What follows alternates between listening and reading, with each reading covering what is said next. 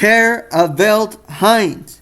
That's what the Lubavitcher Rebbe said. And it means upend the world today. And we can do that by someone doing something for God. The entire world is currently dictated by its animalistic passions. But one act can change all that. One act can turn this world into a world dictated by its godly passions of the godly soul, which each and every one of us have. May the act that turns the world right side up happen today.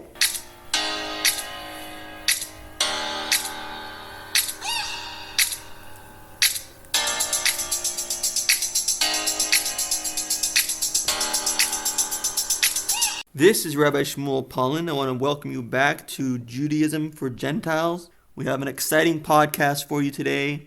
We're going to talk about how to get out of depression. And nobody sympathizes more with people with depression than me. I'm a former sufferer of depression. I know what it's like to be on a couch for an entire week and not want to move. I know what it's like to be suicidal. I've been there. And now I want to tell you how to get out of it. And the credit for this goes to the Lubavitcher Rebbe, the seventh of the Chabad Hasidic dynasty, and Rabbi Nachman of Breslov, who founded a Hasidic group called Breslov.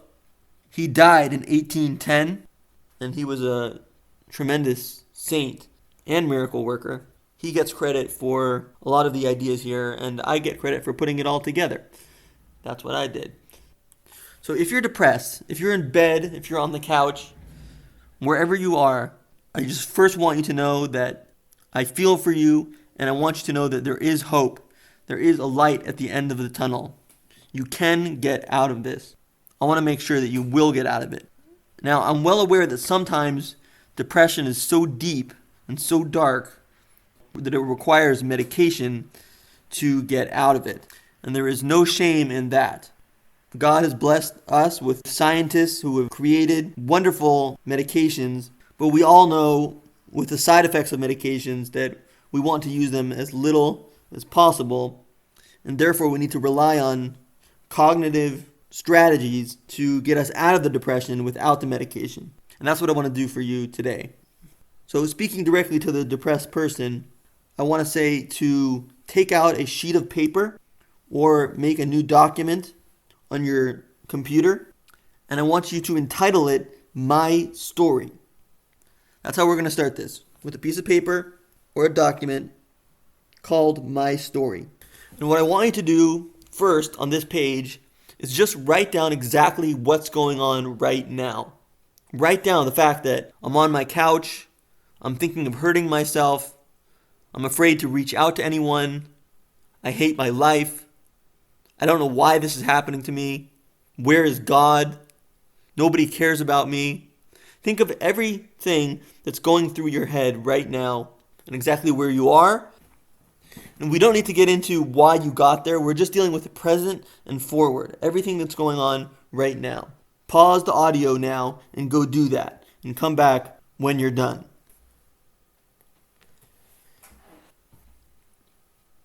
Now, there may or may not be a slight lessening of the depression just through going through the process of writing down what's going on. Because what we want to do is bring light to the darkness. God desires a home in this world which is dark, so we need to turn darkness into light. And light is clarity, and light is consciousness. So we're bringing consciousness and clarity, which is light, to the situation, just by realizing what's going on. And we're sort of looking at it as an observer. We're looking at it from like a third-party perspective. So that's that first step, but don't expect any major changes just yet. Now, we're going to think of your depression as being black and light being white. And your depression is like a black sky. And I want you to close your eyes and imagine a black sky all around you, ever present, thick black. You can't see it all. Look up and down and all around and see the blackness in front of you. And when you're done with that, I want you to imagine one single bright, shining star in the middle of the sky. We'll call it the North Star. That one star sheds a little bit of light around itself. And so now things have changed. Instead of it being a completely dark situation, now it's a completely dark situation with one star shedding a little bit of light. It's a new sky. It has light. It's still dark, but it has light. So imagine in your mind, meditate, and imagine in your mind this one single star. And then I want you to imagine a second star appearing. And it's shedding light around its area. And then a third star, a fourth star, a fifth star. They're all equidistant between each other. And they're all shedding a little bit of light. A sixth star, a seventh star, an eighth star, a ninth star, a 10th star, and then 10 more stars, and 10 more stars, and 10 more stars, and 10 more stars. What's happening is, this image in your mind of the darkness is starting to lighten up. There are more stars being added all the time as I'm talking. Now, I'm not expecting this to make your depression go away. That's just an image I want you to keep in your mind, because what we're going to be doing is shedding a little bit of light many, many times until your sky, that is your life, becomes bright again. We're not going to just wipe away the darkness. Don't expect that to happen. Don't expect anyone or anything to just wipe it all away. But do expect that you'll be able to make one point, one thing bright, and that it will shed a little bit of darkness, and then you'll be able to add another thing that's bright, and another thing, and another thing, and eventually it will be bright enough that you can see. In fact, it will be quite beautiful. As everyone enjoys looking at the night sky, so too will people enjoy looking at your life when you've shown light throughout it. And you don't yet know what the stars are. You just know that there can be stars that can make a difference, that can poke a hole in the darkness of your depression. Now, let's actually do it. Let's ask a question. Why do these depressive thoughts have to be in charge of your life right now? When light thoughts, bright thoughts, can just as easily be in charge. Who gave the depressive thoughts, the darkness, the right to destroy you? Have these thoughts done anything positive for you? If not, why give them the keys? Why give them the control over your mind? We can instead shine a star. We can find one hopeful idea, and it will shine a little bit of light throughout this deep darkness. So I want you to make a subheading on your document, whether it be on paper or on the computer, called stars. A subheading called stars. And you're going to write the words, maybe, ... just maybe, ... blank. You're going to put in a hopeful thought, a positive thought. So I know it might be difficult at first, but what you want to do is just think of anything positive that could be. Not something positive that is, but something that maybe could be true. For instance, you're going to say to yourself, maybe, just maybe, things aren't as bad as I thought they were. Make that your first line. Maybe, just maybe, things aren't as bad as I thought they were. And then start another line. Maybe, just maybe, we're not saying it is, we're just saying it's possible. Maybe I'm not as bad as I think I am. Maybe, just maybe, I will be successful.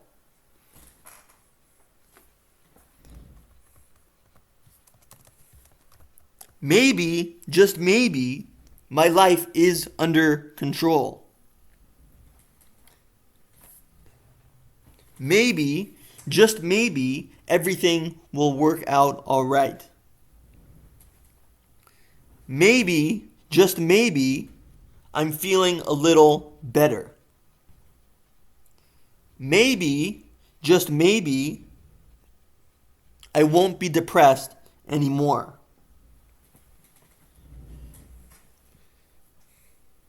Maybe, just maybe, life is good. Maybe, just maybe, I can get out of bed.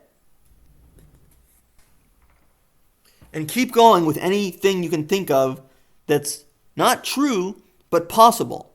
Maybe possible. That's all it needs to be. If a negative thought comes up, ask yourself, maybe that's not true. And that becomes another star. Maybe, just maybe, people like me. Maybe, just maybe, I'm good enough. Maybe, just maybe, God loves me. Maybe, just maybe, the future is bright. Maybe, just maybe, I can defeat this depression.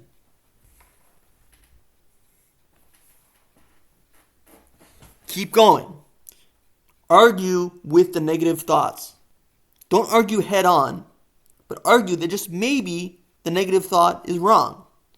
Whatever the negative thought is, write down maybe this negative thought, write out what negative thought it is wrong. Maybe I don't have to hurt myself. Maybe, just maybe, hurting myself won't make things better. So we're creating these little stars, these little rays of hope, which are creating a little circle of light. But when we keep adding them up and adding them up, stars upon stars upon stars, the darkness starts to lift. Rabbi Nachman of Breslov calls this finding the good points. If you can think of anything good about your life, write it down. It's another star. Every hopeful thought is another star. And maybe the thing that happened in your life isn't totally good, but maybe it's a little bit good. That's a star. The little bit of light is a star.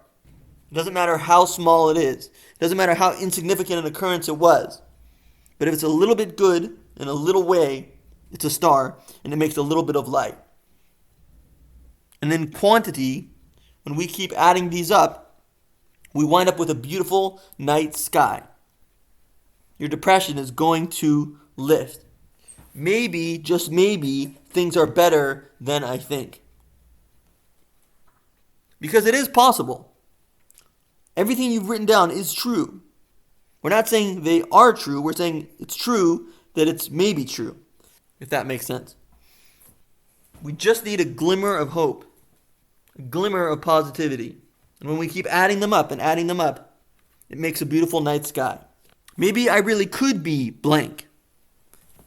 Maybe I'm kind of awesome at blank. Maybe, just maybe, I could be a really good blank. Maybe, just maybe, I could really be blank. Maybe, just maybe, people don't care how I do blank. Another way of looking at these are like notes on a scale. We're making music. We're taking your life and making music out of it. We're making a dark night into a beautiful star-filled night. And now what we're going to do is create the dawn. We're going to create a light so strong that it actually fills in all the dark spaces and makes the sky completely light. The idea here is to become actually happy, to be actually not depressed anymore. And we're going to do this with the next section, and we're going to call the next subheading, My Story. My Story. And what I want you to do is pause the audio and write down everything you know about your depression over the past week, over the past 7 days. Write down the entire story as if you're writing a novel. Write down every detail you can think of. Pause the audio and come back when this is done. And what we're going to do is turn your depression, turn your life into a story. We made it into a starry night. Now we're going to make it into a story. What we had before was the wisdom of Rabbi Nachman of Breslov. What we have now is the wisdom of Chabad Hasidic philosophy, which is like the dawn. Making the entire sky light by making your depression part of a story. Your story, God's story. So you've written down all the details of your depression in a story fashion until today, until right now. Write down the good, the bad, and the ugly. Now read what you've written as a story. Read what you've written as a story. Pause the audio and do it now.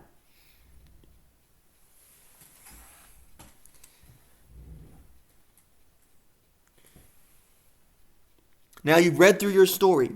You've done it as a third-party observer. And what you should find when you read the story is curiosity, wonder, suspense. All of these things are happening when you read your story because you are not inside of it, you are outside of it, experiencing it as art. Your story has meaning. Your story has suspense. Your story has intention. There is a purpose to each part of your story. And the downs are every bit as much as valuable to the story as the ups. Do you see that? Do you see how your downs are every bit as valuable to the story as your ups? Your story needs those downs. They're what make the story interesting. How boring would your story be if it didn't have the downs? So recognize that your depression is part of God's story. God is recreating the world at every moment, and He is creating a story. And your downs are a part of that story. Therefore, they are essential. You had to be depressed, and you had to get out of it. Because that's the flavor of a story. That's what makes a movie worth watching, and that's what makes life worth living. How many successful people have you heard from who started off by saying that they used to be 300 pounds, they used to be depressed and have acne and no friends, and then they became successful? You are one of those stories, whether you realize it or not. You may not get up on a stage in front of thousands of people and talk about it, but in your life, there is a story unto itself. And you being depressed was something that had to happen. And now you getting out of it is something that has to happen. Because a story needs ups and it needs downs, and it needs downs and it needs ups. Or else it's not worth watching and it's not worth living. And if music doesn't have downs, doesn't have a bass line, doesn't have a bass, or doesn't have a scale that goes down and goes up, it's not a scale. It's not music. It's not enjoyable. The enjoyment is in the ups and downs. Now I want you to make another subheading on the page, and it's called links. What we're going to do is we've cleaned up the blood and the pus, and now we're going to put a Band-Aid over it. We're going to make sure that that wound never comes back again. So we're going to bandage over your depression, and we're going to do this through links. Because your emotions are linked to certain ideas, like your emotion to be depressed is linked to a certain idea. But when the idea changes, the emotion changes. So one idea can make you depressed, the other idea can make you happy. You can associate any idea with any emotion that you want. You just make the choice. Say, this is going to be my new link. This is called free choice. God gave everyone free choice. The freedom to associate ideas with emotions. So write down under links an idea, a thing that makes you nervous, and then write equals excitement. So instead of the thing making you nervous, it's going to cause you to be excited. That's the new link that you create. From nervousness comes excitement. Take the thing that makes you most sad, the thing that makes you most sad in the world, that you're most depressed about, and say equals a story. Lack of money equals excitement. How am I going to get out of it? It's exciting. Lack of marital harmony equals a welcome challenge. So whatever was nerve-wracking becomes excitement, and whatever is saddening becomes a story. Those are your new links. That is your new personality. When A fires, B fires. You're going to review this page. You're going to review this paper. You're going to remind yourself of your new links, that this causes this and that causes that. Write down any other links that you want, anything you want to associate an emotion with. You write it down and you write equals that emotion. Make yourself into a superhero. Make yourself have the proper reactions to the proper things at the proper times. Just write it down and it will become part of your reality. It will become further ingrained in your reality when you actually act on it. And that's what we're going to do right now. We're going to act on our fears. We're going to do something beyond our comfort zone. And I've got 2 suggestions for you. Number 1, compliment a stranger. Go up to a stranger, find something to compliment, and compliment them. It will make you nervous. It will make you sad to think about doing that. But when you do it and you come out the other end, you'll realize it's not so bad. And you have taken a huge step away from your depression and a huge step into the light. So compliment a stranger. Number 2, go into a cold shower for 10 seconds. For 6 months, I took cold showers every single day because I wanted to go out of my comfort zone. Just say 5, 4, 3, 2, 1, go. And then jump in the shower. One benefit of taking cold showers is you don't have to wait for it to heat up. Just go in and don't think about it. Stop the audio and come back when this is done. Okay, hopefully this was successful. It should be successful. First, we've brought consciousness to what's going on in our situation. We've looked at it as a third-party observer. Then we imagined a dark sky and we filled it with bright stars which each shed their own little bit of light and together make a beautiful night sky. And then we actually did it. We actually questioned our depressive thoughts. And we asked ourselves, maybe, just maybe, something else is true. We opened up that possibility. We opened up that door. We questioned why the depressive thoughts have the right to destroy your life. And we took those keys away from it. We focused on what's possible that's good. We questioned our negative thoughts. And we focused on positivity. And in doing so, we created bright stars in our life. They may be small. They may be even not real right now. But they're possible. Just the fact that it's possible is a star. And we realized that our depression is a note on a scale. It's a dip in a story. And the entire thing, the entire sky is actually light because even the dark parts of the sky are parts of the story, necessary parts of the story. It's no longer nighttime. The sun has come up. The story has saved us. The dark parts have become light. And then we changed our associations. We put the Band-Aid over the wound. And we locked in a new way of thinking. We make new associations. And we write them down, and therefore they become a part of our life. We take any idea or anything, and we turn it into an emotion, a better emotion, or a better idea. There is a God. He gives you free choice. You have the choice to associate anything with anything that you want. Nervousness can be depressing or it can be excitement. It's your choice. You choose what to associate with what. Those are your links. Then we went beyond our comfort zone. We complimented a stranger or we went into a cold shower for 10 seconds. Anytime you're depressed, you go through this exact same page again. You go through the same process again. You find the same audio again and you do it again. I hope this helped. God bless you with eternal happiness and joy. One more point. We're all very inspired by the words of Neil Armstrong. One small step for man, one giant leap for mankind. Well, you must understand that God's love sheds equally over all his creations. So your struggle with depression is just as important as a man walking on the moon for the first time. And your small step out of depression is a giant leap for the entire humanity. Because we are all connected, and when you lift yourself up, you lift all of us up, whether we realize it or we don't. God bless.